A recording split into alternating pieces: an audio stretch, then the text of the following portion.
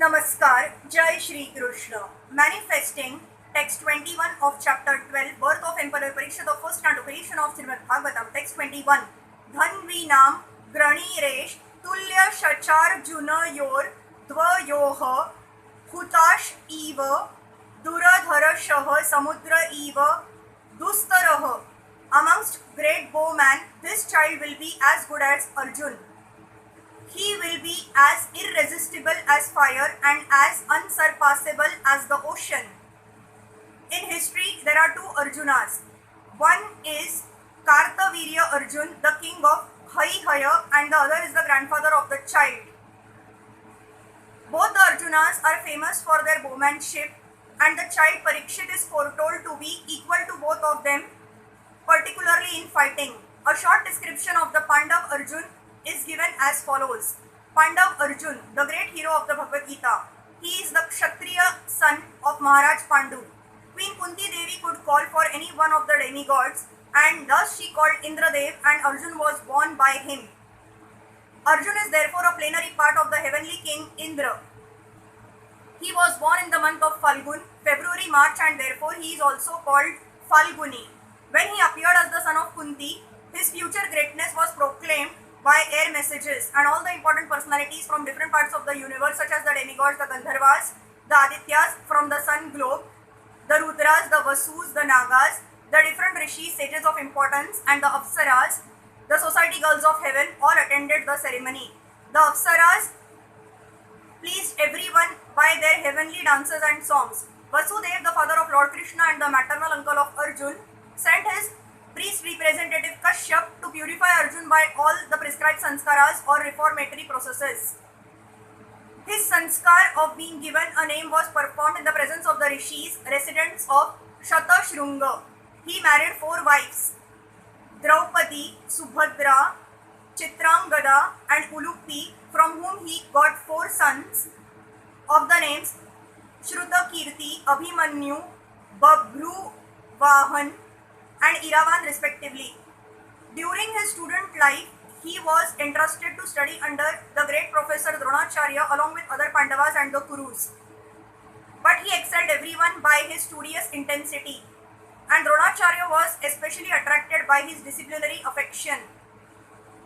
Dronacharya accepted him as a first-class scholar and loved heartily to bestow upon him all the blessings of military science.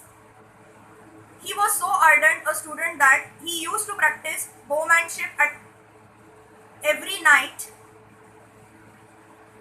and for all these reasons, Professor Dronacharya was determined to make him the topmost bowman of the world.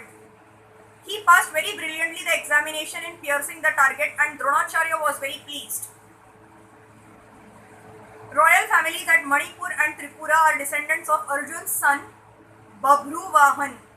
Arjun saved Dronacharya from the attack of a crocodile, and the Acharya, being pleased with him, rewarded him with a weapon of the name Brahmashiras. Maharaj Drupad was inimical towards Dronacharya, and thus when he attacked the Acharya, Arjun got him arrested and brought him before Dronacharya. He besieged a city of the name Ahichhatra belonging to Maharaj Drupad, and after taking it over, he gave it to Dronacharya.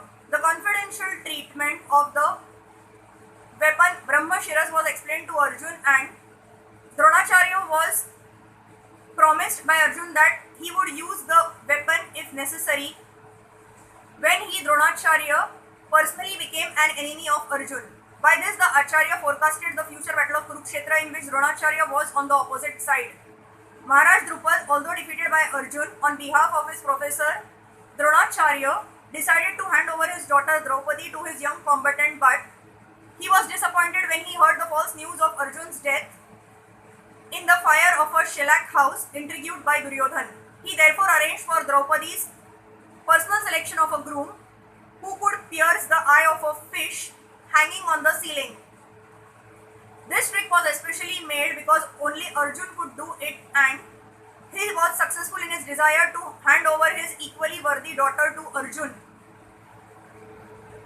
Arjun's brothers were at that time living incognito under agreement with Duryodhan, and Arjun and his brothers attended the meeting of Draupadi's selection in the dress of Brahmanas. When all the Kshatriya kings assembled saw that a poor Brahman had been garlanded by Draupadi for her, Lord Shri Krishna disclosed his identity to Balram. He met Ulupi in Haridwar, and he was attracted by a girl belonging to Nagalok, and thus Iravan was born. Similarly, he met Chitrangada, a daughter of the king of Manipur, and thus Babhruvahan was born. Lord Shri Krishna made a plan to help Arjun to kidnap Subhadra, sister of Shri Krishna, because Baldev was inclined to hand her over to Duryodhan.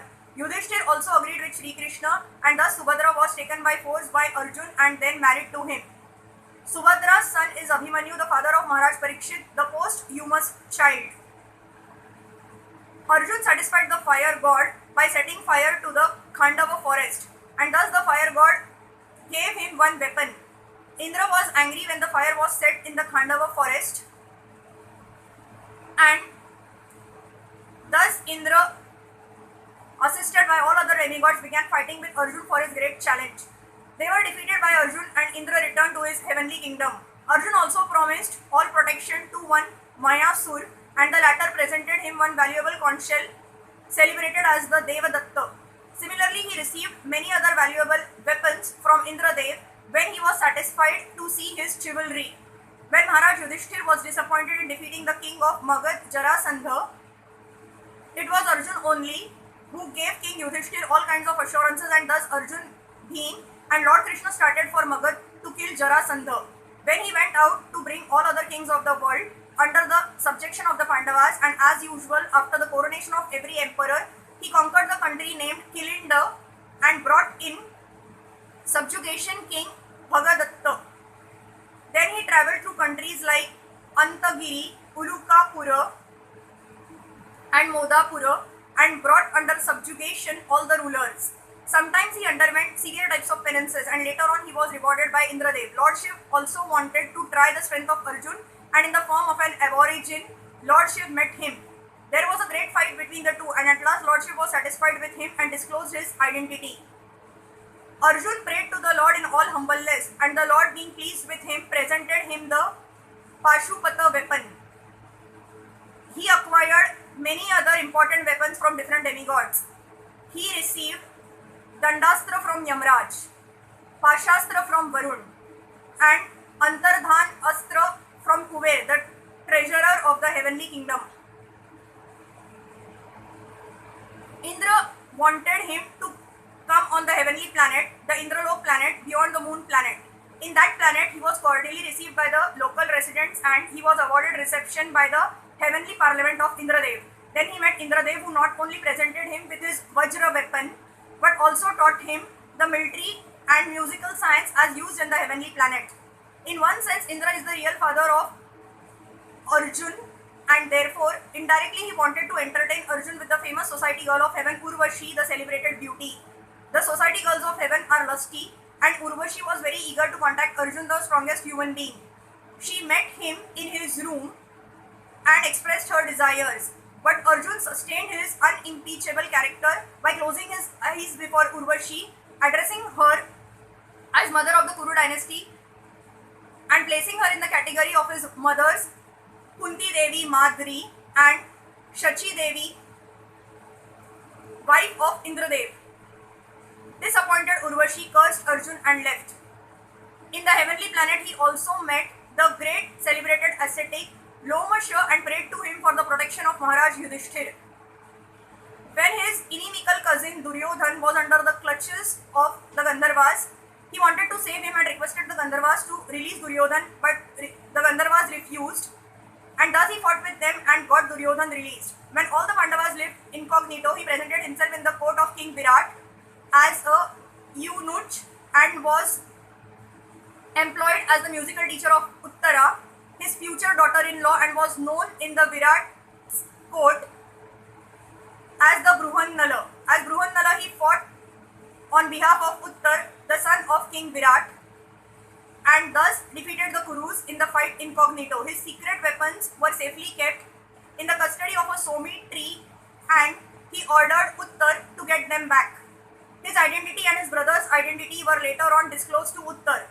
Dronacharya was informed of Arjun's presence in the fight of the Kurus and the Viratas. Later on the battlefield of Kurukshetra, Arjun killed many great generals like Karna and others. After the battlefield of Kurukshetra, he punished Ashwathama, who had killed all the 5 sons of Draupadi. Then all the brothers went to Bhishma Dev. It is due to Arjun only that the great philosophical discourses of the Bhagavad Gita was again spoken by the Lord on the battlefield of Kurukshetra. His wonderful acts on the battlefield of Kurukshetra are vividly described in the Mahabharata. Arjun was defeated, however, by his son Babru Vahan at Manipur and fell unconscious when Uluppi saved him. After the disappearance of Lord Krishna, the message was brought by Arjun to Maharaj Yudhishthir. Again, Arjun visited Dwarka and all the widow wives of Lord Krishna lamented before him. He took them all in the presence of Vasudeva and pacified all of them. Later on, when Vasudeva passed away, he performed his funeral ceremony in the absence of Krishna. While Arjun was taking all the wives of Krishna to Indraprasth, he was attacked on the way and he could not protect the ladies in his custody. At last, advised by Vyasa, all the brothers headed for Mahaprasthan. On the way, at the request of his brother, he gave up all important weapons as useless and he dropped them all in the water. Hare Krishna.